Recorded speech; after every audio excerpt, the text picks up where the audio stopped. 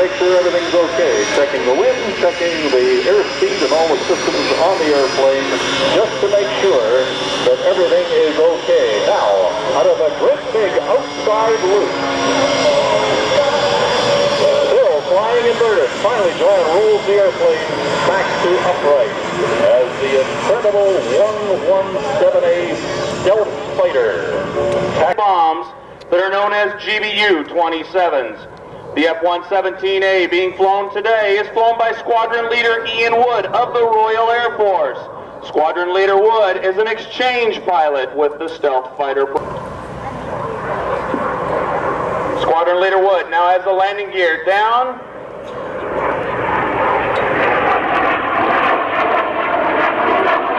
And shows you the slow flight abilities of the airplane. The F-117A Nighthawk stealth fighter. On behalf of Team Stealth, we'd like to thank you all for coming to the air show today, and we look forward to seeing you tomorrow. Thank you very much, Staff Sergeant John Redmond. Airfield. In just a few minutes, the snowbirds will be with us as the stealth fighter taxis in.